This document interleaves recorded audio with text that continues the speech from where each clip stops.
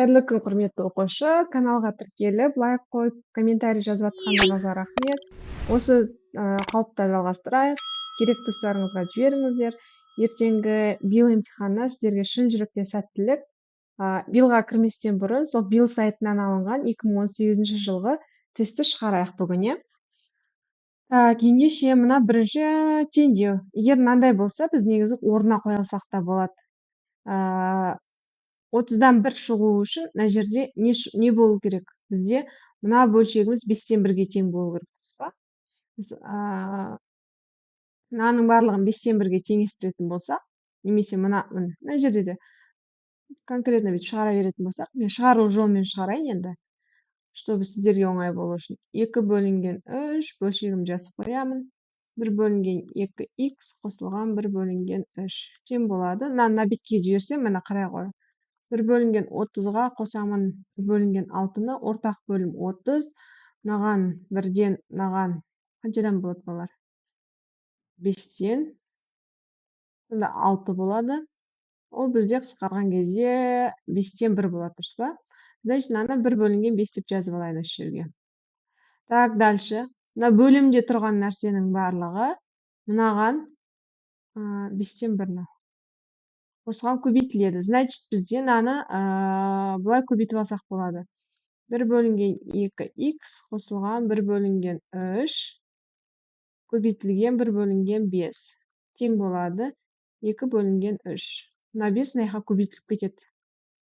1 бөлінген 2х қосылған 1 бөлінген 3 тең болады 10 бөлінген 3. Осы жерде мына 3 мына бетке ауысады. Сол кезде 1 бөлінген 2х тең болады 10 бөлінген 3-тен азайтамыз 1 бөлінген 3-ті. Так, ары қарай не жерге жалғастырып жаза берейін, иә, мен былай. 1 бөлінген 2х тең болады 9, 9-ды 3-ке бөлеміз, 3 болады. Мына 2 3-ке көбейтіледі. Сонда 6 болады. Жауабы 6 болады екен. Егер менен бұрын шығарып қойсаңыз, 6 шықса жауабы жарайсыз деймін. Так. Сатылымдағы тауар бағасы 20% арзандады. Бастапқы бағасын қайта келтіру үшін қанша пайызға көтеру керек? Так, бізде қандай да бір тауар, мысалы 100 теңге тұрады деп ойлайық. Оны 20%-ға арзандатсақ, значит, осының 20%-ын табамыз, 0,2 көбейтеміз. Мына жерде бізде 20 шығады, значит, бастапқы баға қанша процент арзандаған баға, соңында бізде 80 шығады. Мына 80 соңғы баға, мынау. Пока что бізде соңғы баға. Енді осы соңғы бағаны, қайтадан осы 80-ді біз не қылуымыз қажет? Қайтадан 100%-ке теңестіруіміз керек. Қайтадан 100% болу үшін, немесе қайтадан 80 теңге болған тауар қайтадан 100% болу үшін не істейміз? Мынау бізде пока что бізде қазір мына жерде бізде бұл қанша пайыз? Бұл 100%, иә? Пока что 100%. 100 теңге ол неше пайыз екендігін анықтауымыз қажет. Осы жерден x-ті табамыз пропорциямен. 100-ді көбейтеміз 100-ге, бөлеміз 80-ге. Нөлдерін қысқартып жіберейік. 1000-ды 8-ге бөлсек 125 болады. Значит, мынау 100 дегеніміз ол 125 болады екен. 125% екен. Осы жерде қанша пайызға көбейту керек? Значит, 25%-ға, 100-ден азайтамыз 125-ті, шығады 25%. Сонда қайтадан олны 20%-ке арзандатсақ, қайтадан көтерген кезде 25%-ке көтеруіміз керек. Қайтадан бастапқыны 100 теңгеміз алу үшін. Түсінікті ғой, иә? Ары қарай кеттік, есептеңіз. Так, есептейік, балалар. Так, бізге білеміз, егер дәреже жұп болса, дәрежеміз, мысалы, -1-дің квадраты ол жұп қой 2. Жұп болса, бізде оң сан шығады. -3-дің 3 дәрежесі болса, мынау дәрежесіміз тақ болғандықтан таңбамыз минусы қалады. Сонда мына жерде 27 болады, иә? Дәл осындай, мысалы, -5-дің квадраты мысалы 4 дәрежесі деп алайын. 4 дәреже болса, ол значит минусты өзі 4 рет көбейт деген сөз. Значит, ол бізде плюс болады екен. Сонда 5-тің 4 дәрежесі 625 болады. Осылай сияқты кете береді, жақсы. Так, мына жерде минус 1, мынадан плюс 1 шығады. Екеуі жоқ болып кетеді. Дальше кеттік, ары қарай. Плюс минус 3-тің жоқ, минус 1-дің кубы минус 1 шығады. 4 дәрежесі болса, плюс 1 шығады. Ары қарай кеттік. 5 дәрежесі минус, 6 дәрежесі плюс 1 шығады. Осылай кете береді. Соңғы дәреже бізде жұп екен. Мынаның алдындағы 2017 дәреже деген минус 1 шығады, 2017 деген минус 1 шықса, 2018 дәрежесі плюс 1 шығады. Сол кезде барлығы жөліп кетеді, намен мынау жөледі, намен мынау жөледі, былай жөліп кетеді, барлығы соңында 0 шығады екен. Сонда ответі С. Ары қарай кеттік, келесі есеп. Моторлы қайық А пунктінен Б пунктіне өзен ағысымен 6 сағат, ал ағысқа қарсы 8 сағат жүзді. Мына бізде А пунктісі. Осыдан Б пунктісіне дейін, Б нүктесіне дейін. Осы өзеннің ағысы бойынша по течению, өзеннің ағысымен 6 сағат жүреді. Өйткені неге ерсе? Өзенге қарсы, қарама қарсы бағытта 8 сағат жүреді. Мына жақта өзеннің несі? Жылдамдығы кәдімгі меншікті жылдамдыққа қосылады. Сол үшін ол ерте барады. Ал қайтып келе жатқан кезде, наоборот, қарама қарсы не қылады. Значит, мына жерде В меншіктіге В ағыс қосылады. Ал қарама қарсы не қылған кезде В меншікті жылдамдыққа В ағыс кері әсерін тигізеді екен. Так, бізге енді нені табу керек? Так, баратқан кезде 6 сағатта барады. Қайтар кезде 8 сағат. Екеуінің жүретін жолы тең, былай барғанда да, былай барғанда жол тең. Жолдың ұзындығы тең. Сол себептен мынаны теңестіреміз. Теңестіре қояйық. Жылдам. Так.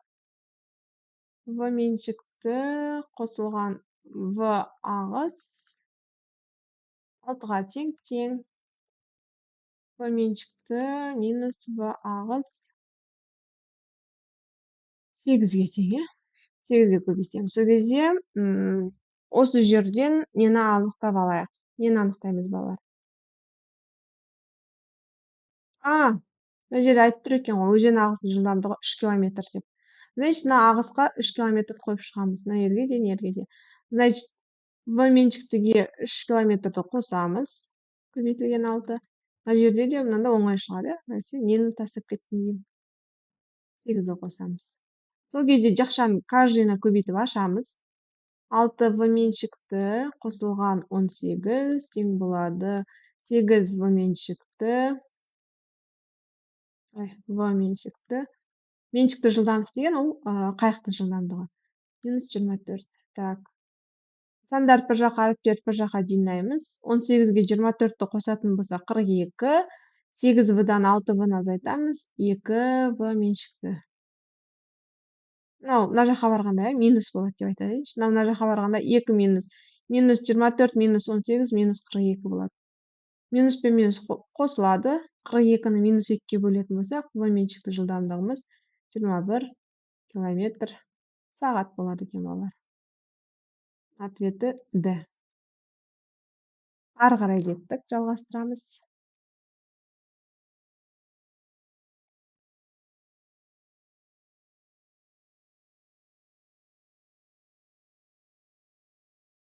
А плюс В тең 2 өрнегін мәнін табыңыз. Мына өрнектің мәні ол 2-ге тең екен. А плюс В ол 2-ге тең. Енді ондай есептерден ана міндетті түрде жақшаны ашып аламыз. Каждыйына көбейтіп. Сол кезде номинаны көбейтсек 20А қосылған 10В қосылған 14А қосылған 24В. Осы жерден 20Аға 14Аны қоссақ 34А қосылған 10В-ға 24В-ны қоссақ 34В. ұқсашмышчы екеуінде де 34. 34 жақшаны сыртына шығарамыз. Ішінде А плюс В қалады. А біз А плюс В-ның 2 екендігін білеміз, иә? Значит, тең 34-ті көбейтеміз 2-ге, тең 68. Өте жеңіл, қызық есеп, иә? Келесі есеп.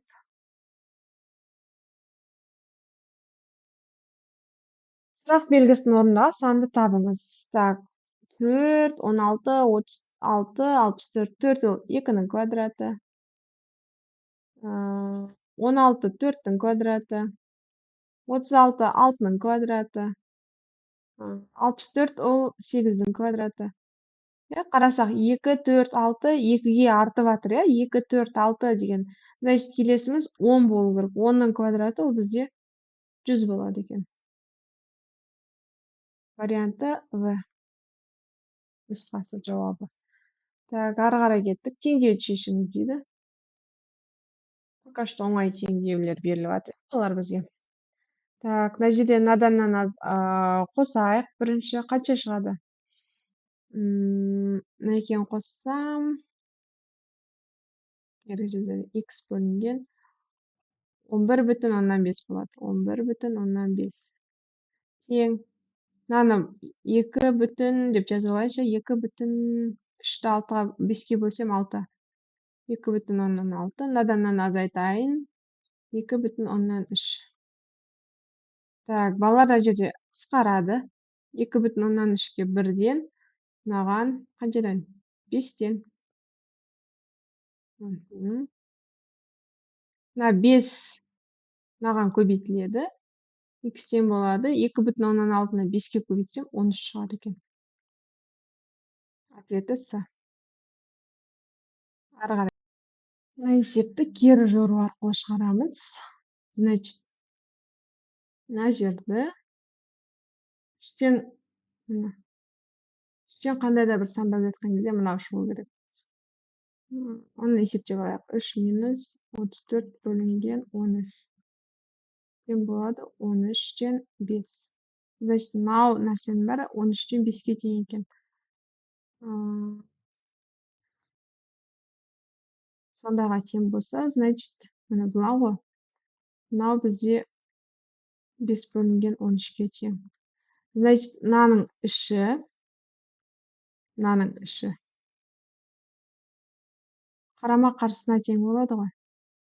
13 бөлінген 5-ке. 13 бөлінген 5-ке тең болады. Жазып алайын мына жерге, 3 минус 1 бөлінген 3 минус 1 бөлінген x тең болады 13 бөлінген 5. Үш жерден тура бағанағыдай 3-тен азайтамын. 13 бөлінген 5-ті 5-тен 2. Значит, мынау мәніміз 2 бөлінген 5-ке тең. Значит, оның бөлімі мынау 5 бөлінген 2-ге тең. Осы жерден есептейміз.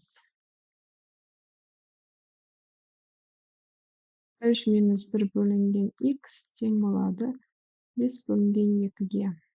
1 бөлінген x тең болады 3-тен азайтамыз 5 бөлінген 2-ні. 1 бөлінген x тең болады 2-ден көбейтеміз 6 1 болады. Значит, x тең болады 2-ге.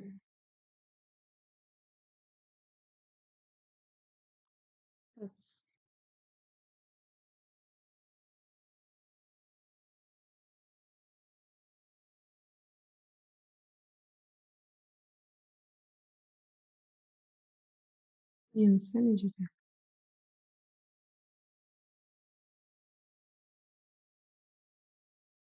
Минус 2-ге тең болады. Ары қарай кеттік балалар.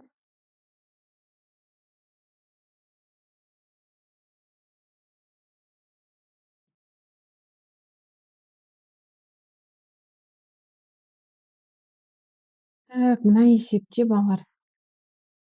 тор көздегі сызықтармен тек шығыс және солтүстік бағыттары бойынша жүруге болады. А пунктінен Б пунктіне қанша жетудің жолы бар? Значит, міне мынау нүктелер ғой. Мынау былай, былай, былай. Мына В нүктесіне жету керек. Былай, былай, былай. Так, мына нүктелердің әрқайсысын мен әріппен өрнектеп қояйын, чтобы бізге анық болып тұру үшін. Мынаны 1 десем, 2, так, не берейінші, 2, қарамен емес, басқамен берейінші, көрініп тұру үшін. Сарымен жазайын, кішкене көрінетін жер. Бұл жер 2, 3, 4, 5, 6, 7 десем, мына жерді 1, 7 болма, так, 8 дейін, мына нүктені 9, 10, 11, 12 дейін.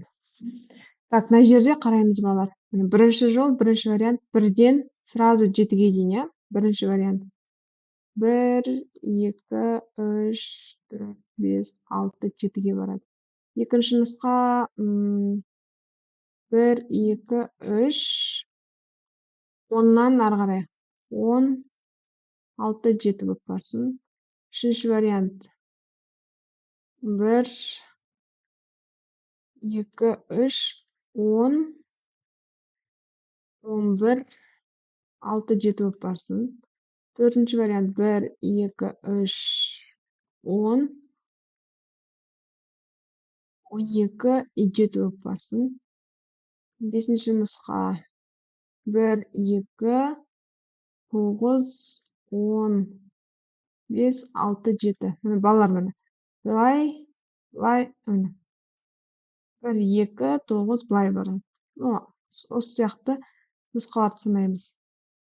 1, 2, 9, 10, 11, 6, 7. Жетінші нұсқа 1, 2, 9, 10, 11, 12. Ары қарай кеттік. Сегізінші нұсқа 1, 2, 9. 9-бен бармайды уже, я. 9-бен баруға болмайды уже, барып қойдық бұл жолмен. 1, 8, 9, 10, 5, 6, 7. 9-шы нұсқа 1, 8, 9, 10, 11, 6, 7. И енді соңғы нұсқа 1, 8, 9, 10, 11, 12, 7. Жалпы сонда 10 нұсқа бар. 10 нұсқамен баруға болады екен. Енді логикаларыңыз тексеруге арналған есеп болалар. Әр кезде әртүрлі жолмен жүрдім деген нәрсе ғой. Не қойып қалды.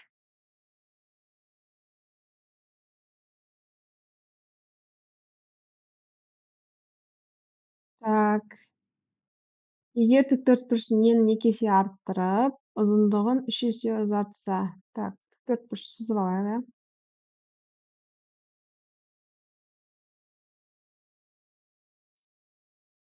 тіктөртбұрыш, кез келген тіктөртбұрыш сызып алайық. Осының енін, міне, ені.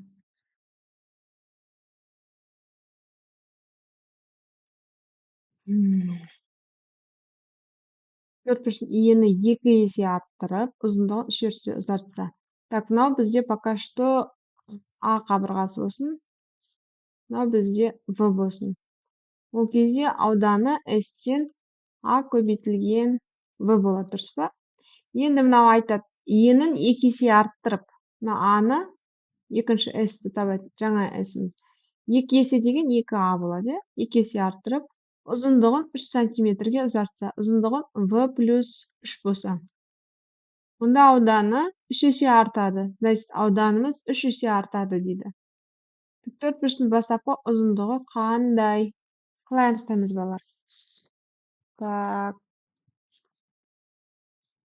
Қандай ойларыңыз бар?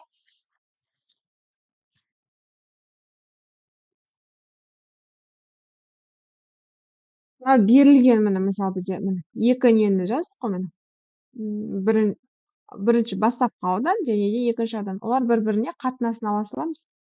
S бөлінген 3S тең болады. A көбейтілген V бөлінген 2A V плюс 3. S пен S қысқарады. Так, A мен A қысқарады. Осы жерден міне бізде мынандай шығып тұр. V плюс, тоқтай тұр. 2V плюс 6 тең болады. 2V деген қаяқтан шыққанын түсініп тұрмыз ғой. Мына екеуін көбейтеміз. 3V. 3V тең болады. 3V емес. 3V минус 2V тең болады 6-ға. Осы жерде V тең 6-ға болады. Бастапқы ұзындық, значит, V-міз 6-ға тең болған екен. Түсінікті деп ойлаймын, иә? Ары қарай кеттік.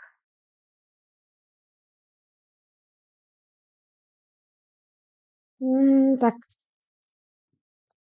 Мұғалім сыныпқа компьютер алып келді. Әр оқушыға 7 компьютер таратқан жағдайда 10 компьютер қалып қояды. Әр оқушыға 8 компьютер таратса 5 компьютер қалып қояды.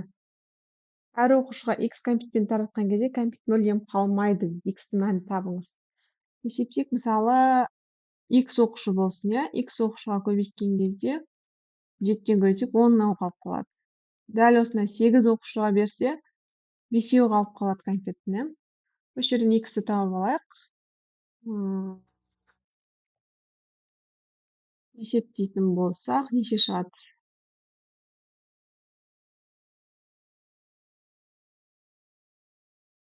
Минус X-тен болады. Мына жаққа жіберсек, минус 5. X-тен 5. X-іміз 5-ке тең.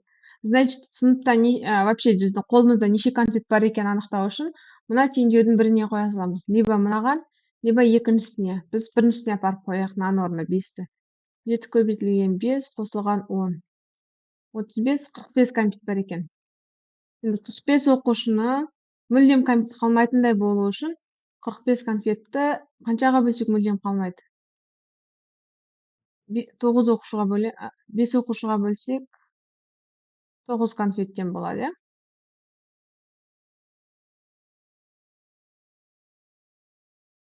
Так. Оқушы саны 5 конфеттен таратты десек, онда оқушы саны 9 болады. X-тің мәні 9 болады, балалар. Неге 5 емес? Осы жерде сұраққа жауап беріңіз, иә? Ответі 9 болады.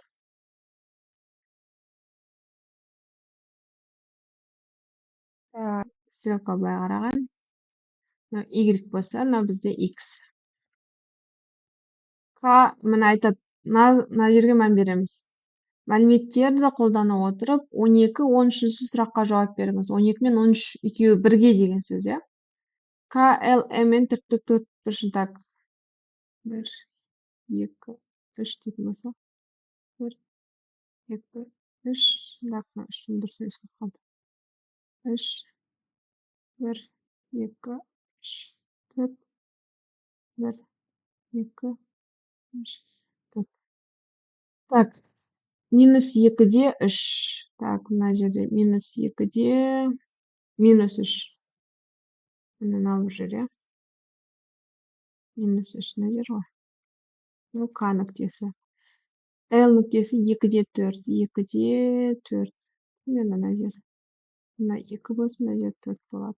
Бұл L нүктесі. M нүктесі минус 2-де 4. M нүктесі. Значит, келесі нүктені тап деп тұр, иә? Болатын 3 төбесінің координатасы берілген. Мынаны біз формуламен шығарсақ та болады, бірақ егер сызып алатын болсаң, сізге формуласымен анықтаудың маңызы жоқ. Мына жақта, значит, мынаған параллельно мына жер болады координатасы. Значит, келесі KLM N нүктесінің координатасы 2-де минус 3 болады. Уже бірінші сұраққа жауап бердік. 2-де минус 3 Б нұсқасы. Мына 12-ші есеп бітті. Ары қарай біздің келесі. Бізде келесі есепке қарасақ, шартын оқитын болса, оның. Мынандай, қолмен сызғанайын онша емес болып тұр, балалар. 4 бұрыш шықты дейді, Осы тіктөртбұрыштың ауданын табыңыз. Ауданын табу үшін аның ұзындығы мен енін білуіміз керек. Аның ұзындығы былай қарай мына жер 4, мына жер 2, 3, общий 7 сантиметр. Былайшы былай неше сантиметр? Мына жер 2, мына жер 2, 4 сантиметр, дұрыс па? Значит, мынаның ауданы бізде неге тең болады? S тең болады 7-ні көбейткенде 4-ке. Сонда 28 шығады екен.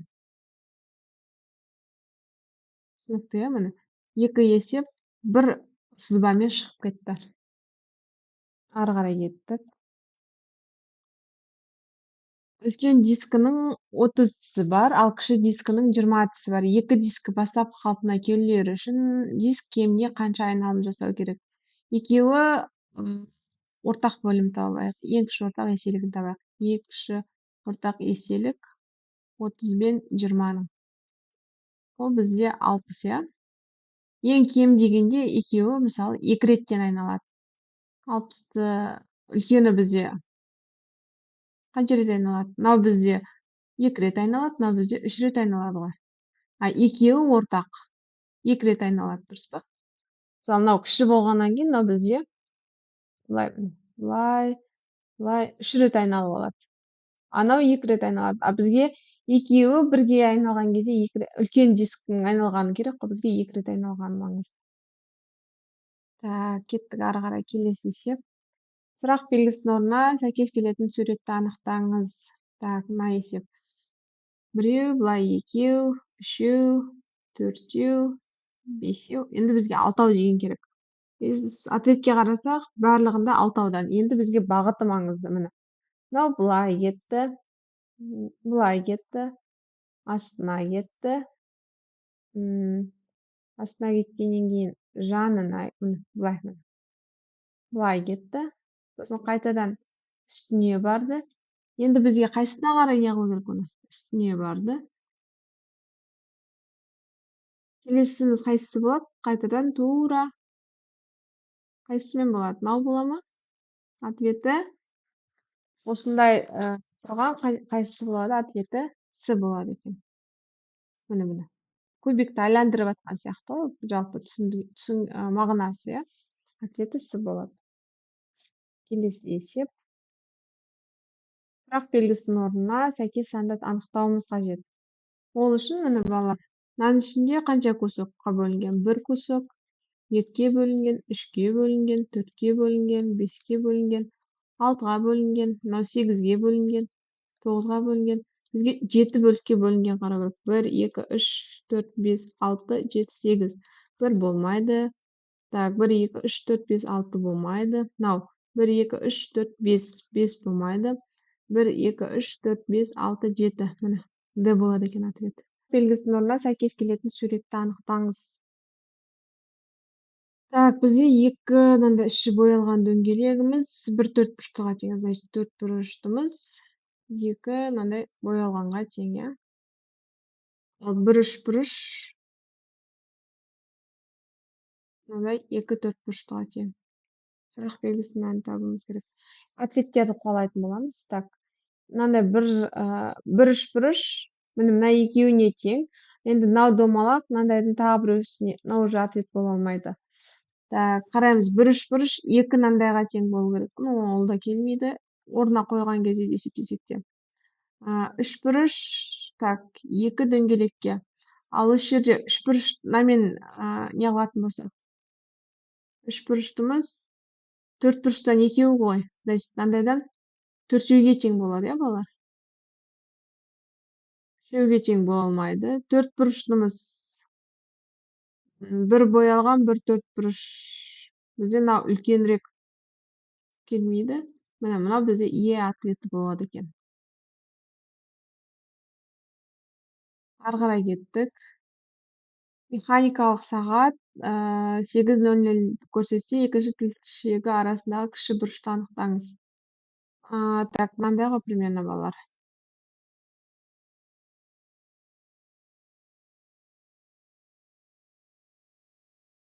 Сағат мына жер мысалы 9, я? Мына жер 3 болады, мына жер 12, мына жер 6. Жалпы бізде 12 бөлік бар.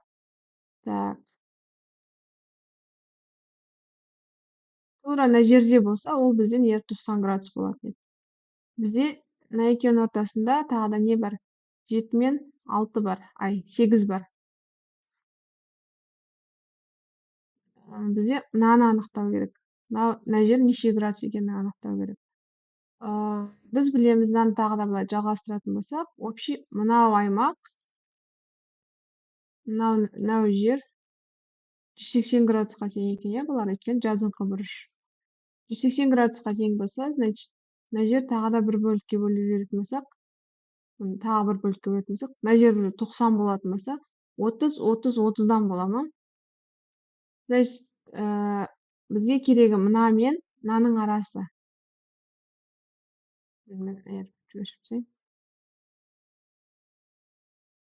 Бізге мынаны анықта деп тұр. Мынау жер неше градус деп тұр. Біз білеміз, что мына бір жерге 90 градус, а мына жер 30 градус екендігін білеміз. Мына жер 30 градус, мына жер 90 градус екендігін білсек, значит 90 қосылған 30 градус тең 120-ға тең болады екен. 120 градус. Так, 19-ші есеп, 15 жұмысшы, так, 6 күнде 90 еді бөлетін болса, 20 жұмысшы 4 күнде неше еді бөледі? Так, бізде формула бар жұмысқа қатысты. N тең A көбейтілген T деп. A дегеніміз жұмыс, уақыт, жұмыстың несі? Қанша несі, иә? Бізде мынау былай болып тұр. 90 тең 15 көбейтілген 6 болып тұр. Енді түсінікті нәрсе ғой. Ал 20 жұмысшы, 20-ны көбейтеміз 4-ке, ол қанша еді істейді? 20 жұмысшы болса, 4 күнде 80 еді істейді екен.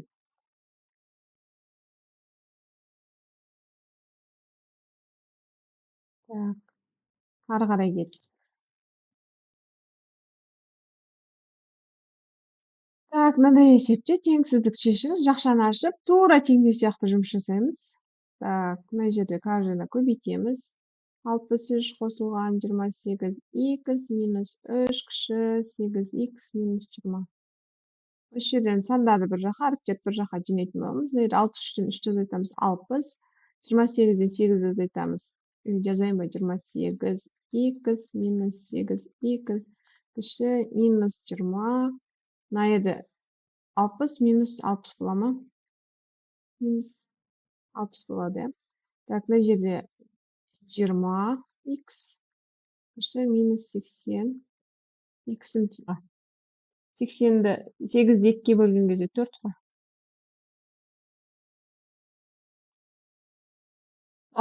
Кеттік ары қарай. Мына жерде көбейтейік. Теңдеулер жүйесін шешуіміз қажет қой, в общем. Так, қалай шешсек ыңғайлырақ болады екен. Қанша көбейтіп жүреміз? 6-ға көбейтіп жүрейік, чтобы 6-ға ма или 3-ке көбейте салайын ба?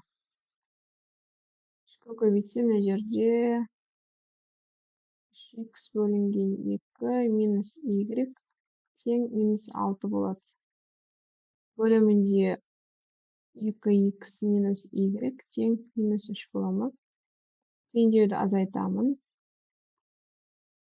2x-тан минус 3x бөлінген 2 тең минус 3-тен азайтамын минус 6-ны.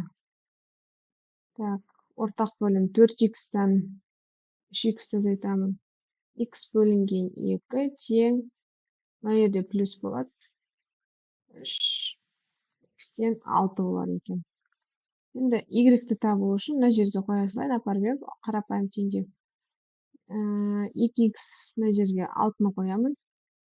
12 минус y тең минус 3. Минус y тең минус 3 минус 12. Y тең болады. Минус y тең минус 15-ке. Өйткені мына екеуі қосылады, минус 3 минус 12. Y тең болады 15-ке. Значит, ответі 6-да 15. А жауабы болады екен. Ары қарай кеттік.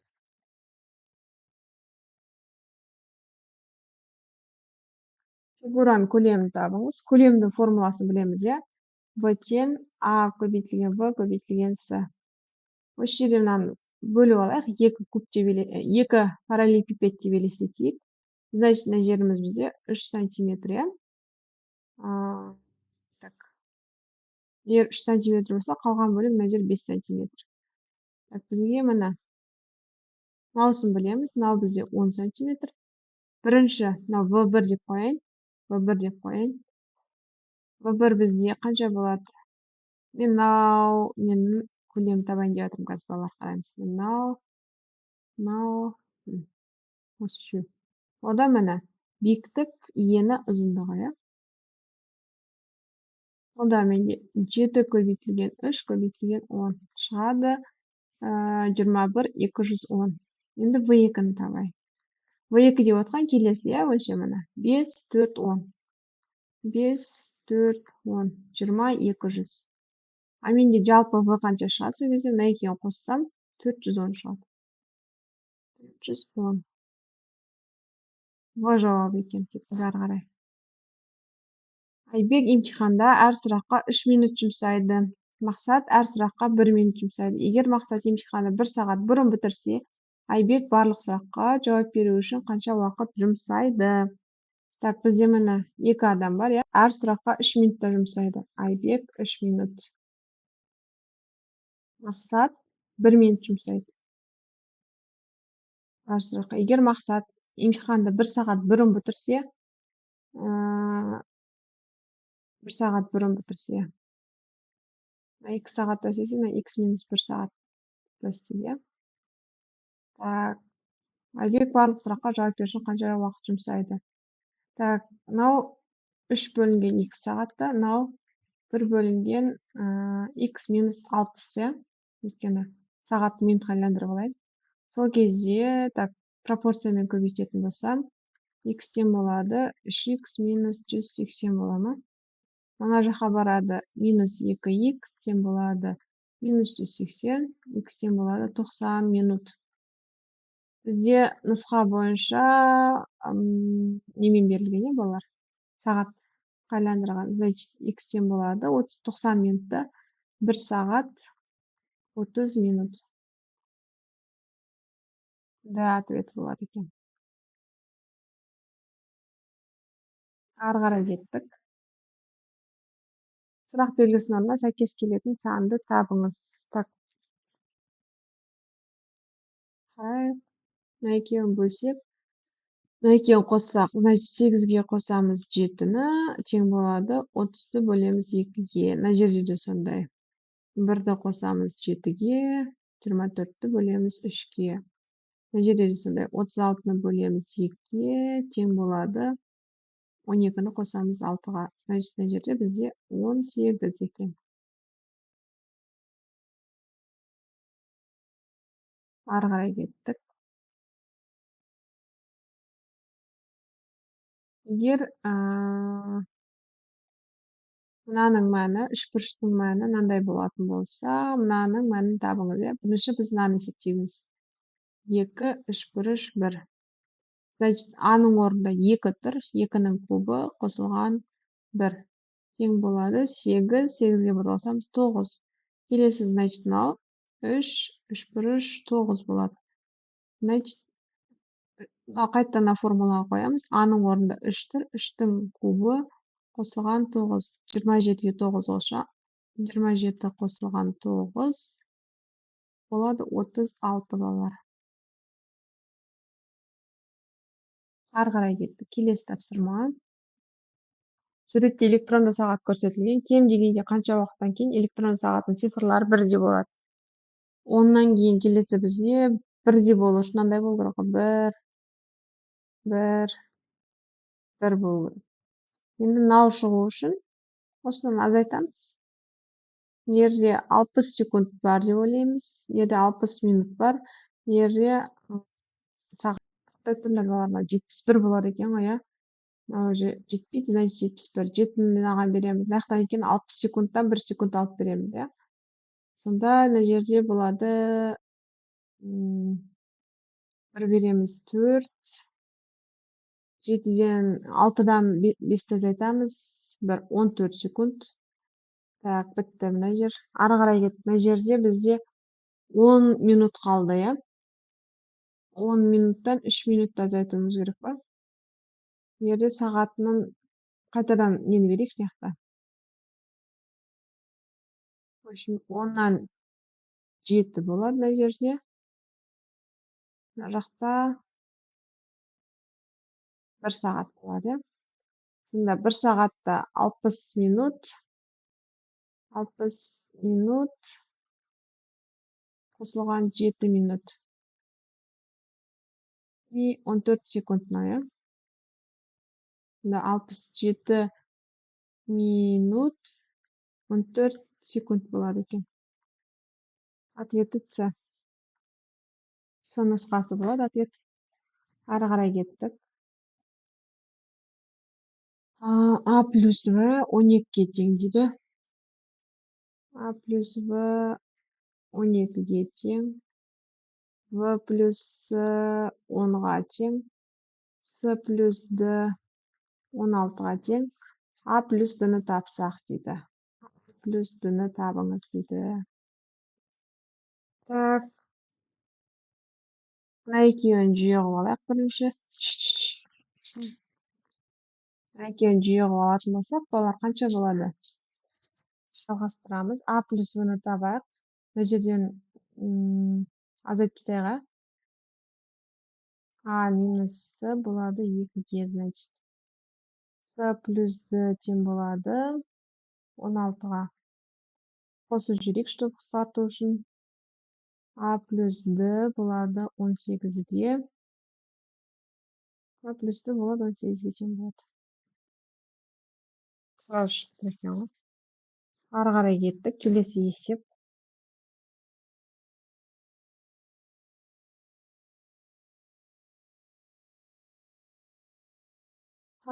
Так. 10 мен 100 арасында 7-ге қалсыз бөлінетін қанша бүтін сан бар? Так. 14, 21. Санап шығасылайық неде? 21, 28, 35, 42, 9, 56, 63, 70, 77, 84, 90. Қанша болады? 91, 98. И 1, 2, 3, 4, 5, 6, 7, 8, 9, 10, 11, 12, 13 болады екен. 28-де 13 болады. Ары қарай кеттік.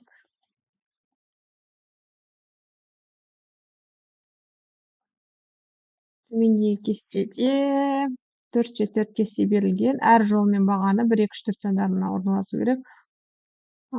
Сандар тігіне көлдегенде қайталанбауы тиіс. А плюс В-ның мәнін табыңыз. Мынаны табу керек қой бізге. Мынаны и мынаны табу керек. Так, просто орналастырып көрейік. Мына жерге қай жерден бастаймыз? Мына жерден бастайық. Мына жерге 3 қойсақ. Значит, мына қатарда уже 4 жетіспейді. Мына жерге, допустим, 4 қойып жіберсек. Мына жерге 1 жетіспейді. Так, ары қарай кеттік. Мына жерге қанша қойып көрейік? Мына жерге 2 қойсақ, мына жерге 1 қоюымыз керек, дұрыс па? Значит, бір жерге 2 жетіспесе, мына жерге 3 жетісіп тұрған жоқ. Үшім көрінбей қалды. Значит, А плюс В, анау Амыз 1-ге тең, В-мыз 3-ге тең, 1 қосылған 3, болады 4. Ответі С.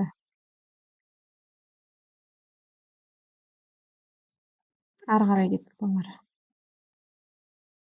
Шахмат жарысында барлығы 15 ойын болды. Әр оқушы бір-бірімен ойнап шығып, жарысқа барлығы қанша адам қатысты?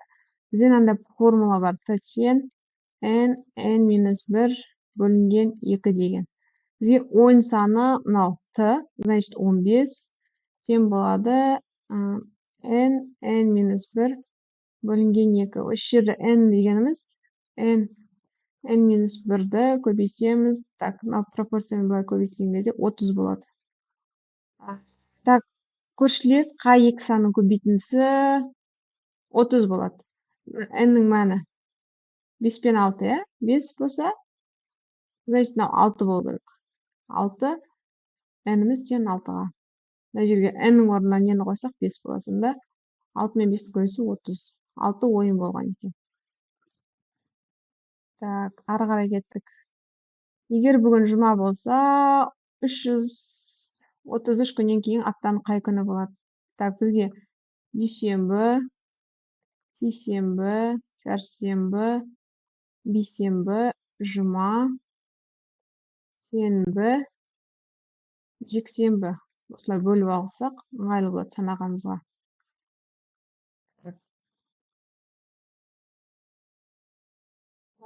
Бүгін бізде жұма болып тұр дейді. 333 күннен кейін 333-ті бөлеміз 7-ге. Так, мынадан қайтарамыз, 4-тен береміз. 28 азайтамыз 5, 3, 7-ден береміз. Қанша болады? 49. Минус, так, қанша болады неде? 4 бола ма? 4 қалдық. Значит, келесі мысалы 47 рет мына жерде қайтадан жұма болса, значит, 4 қалдық болса, мынау суббота. Так, мынау 2, 3, 4. 4-ші күні сейсенбіге келіп тұр. Сейсенбі болады екен балалар. Ары қарай кеттік. Сұрақ белгісінің орнына сәйкес келетін сөзді табыңыз. Орман ағаш болса, ағаш жапырақ болады. Так, ары қарай кеттік. А сыныбында жиналысына 28 оқушының ата-аналары келді. Жиналысқа келген ата-аналардың саны 24, әкелердің саны 13. Жиналысқа қанша оқушының әр әкесі, әрі анасы келді. Так, Эйлервен диаграммасымен шығатын есеп мынау. Так, мынау бізде әкелер, мынау бізде аналар болсын. Әкелер 24, аналар, жоқ, аналар 24, аналар 24, әкелер 13. Бізде жалпы бізде 28 оқушы бар. 28 оқушы болса, значит, мына екеуін қосып азайтамыз. Қоссақ екеуін. 24-ке қосамыз 13-ті. Азайтамыз 28-ден. 37. Дұрыс па? 37 минус 28. Болады бізде неше? 9. 9 ата-ана екен, значит. Әр әкесі, әр анасы болған 9 оқушының. Сағаттың секунд тілшесі, минут тілшесіне неше есе жылдам қозғалады? Мына жерде 1 секунд, 1 минутта 60 секунд бар, иә?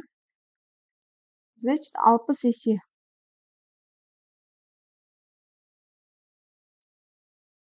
60 есе жылдам қозғалатын болып тұр ғой, значит. Ары қарай кеттік.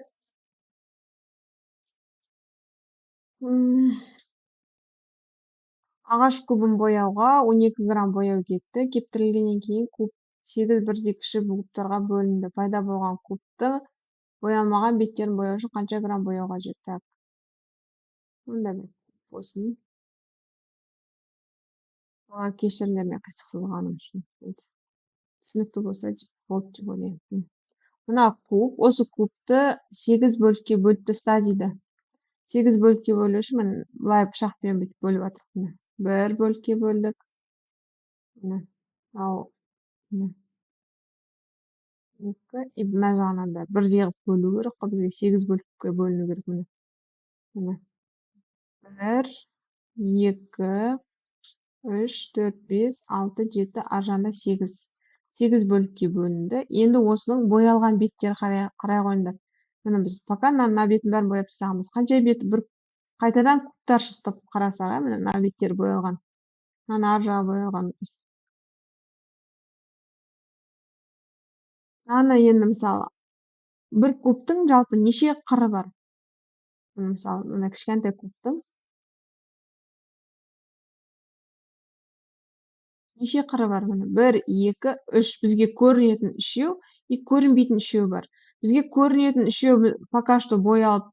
Мынаның бір кусогын былай алып алатын болсақ, ар жағында көрінбейтін мынаған 1, 2 и астында 3 бөлігі боялмай тұр. Тура сондай 8 бөлік шықса, значит, әлі бізге қанша грамм керек? 10 грамм қажет болады. Ары қарай кеттік, балалар. Балықшы салмағы әртүрлі 5 балықты аулады дейді. Аның салмағы бұдан 2 есе артық. Қайтем болады? Бұдан 2 есе, иә? 2В, значит. В-ның салмағы сыдан 4,5 есе артық. Значит, В-мыз ауыр, иә? 4,5 С. С-ның салмағы Д-ның салмағынан 2 есе аз. Значит, бұл жерде С-ның салмағы Д-ның жартысы деп тұр. Д-ның салмағы Е-ның салмағынан 2 есе аз. Д-ның салмағы Е-ның салмағынан 2 есе аз. Е-ның салмағы А-ның салмағынан аз, бірақ С-ның салмағынан көп. Балалар, мына жерде кез келген мәнді қойып есептесек те болады. Мысалы, А бізде, допустим, қанша болсын? А-ның салмағынан аз. Мына жерде негізі ең жеңілі С болып тұр да. Өйткені ол Д-ның салмағынан 2 есе аз. Д бізде, Д болса Е-ның жартысы. Орнына сан қойып есептесек болады. Давайте есептесек орнына сан қойып.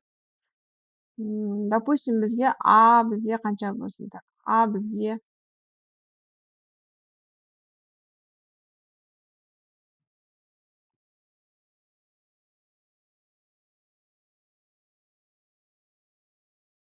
ойланатын логикалық есеп мына жерде.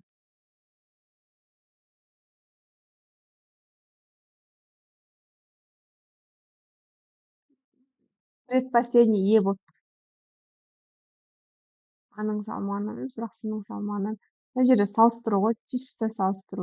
Қайсысы кіші екендігін анықтау керек. С-ның салмағынан көп бізде Е. Е үлкен С-дан. Бірақ А-дан кіші, иә. А-мыз 2В-ға ең үлкені В болып тұр ғой, значит.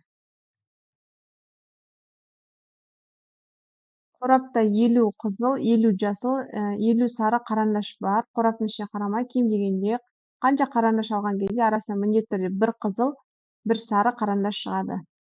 Так, бір қызыл, бір сары алу үшін бізде мына қорап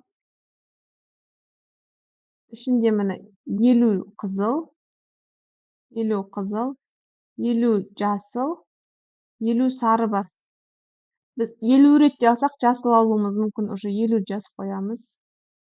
Сосын тағы да бізге қызыл алу үшін біз 50 ретте сары алуымыз мүмкін. И қосамыз, келесісін алғанда обязательно біреусі қызыл болатыны анық. Сонда 101 болады екен. Ары қарай.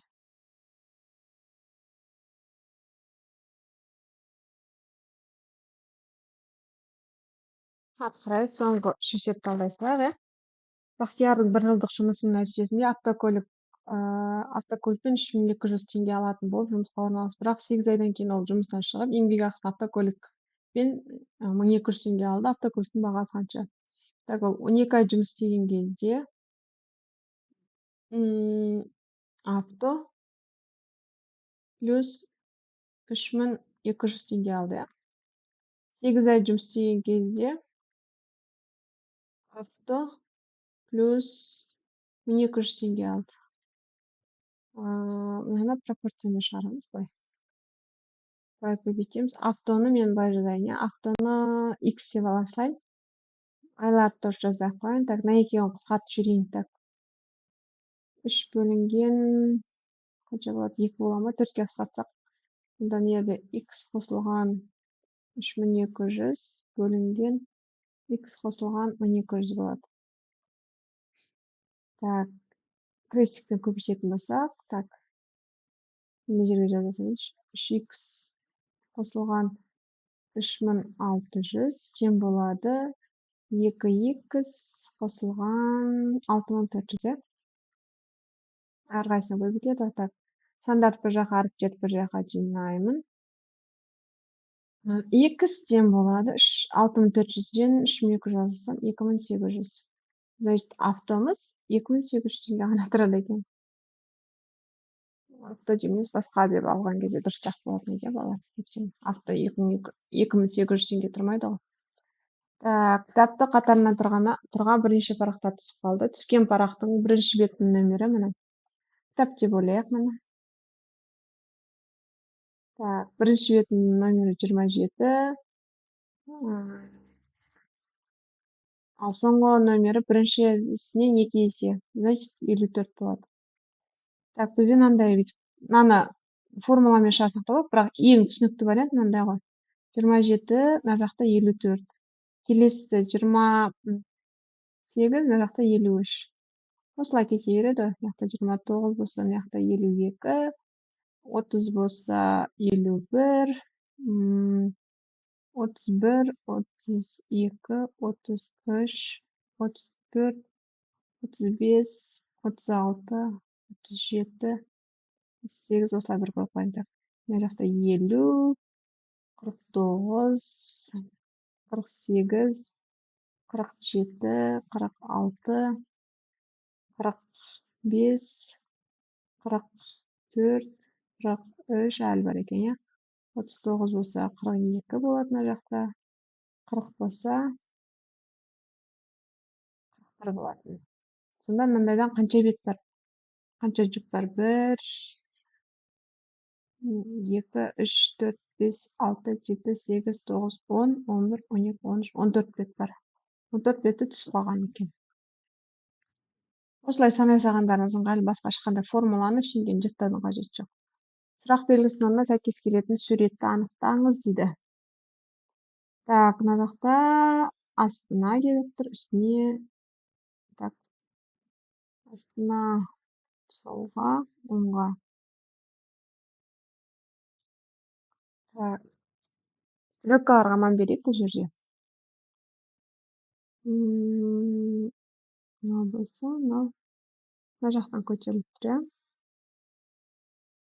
Так, мынау үстіне. Стрелкалардың бағыты бізде қараймыз. 1, 2, 3. Мынаның бағыты мына жақтан болу керек. Сол кезде А нұсқасы болады шығар. Енді шамалы өздеріңіз ойланыңыздар, иә? Жақсы балалар, алдағы ертең келатқан сен сүрінбей өтіп, асықпай, ойланып, есептейтін болсаңыз, сізде барлығы болады. Жақсы, сау болыңыздар.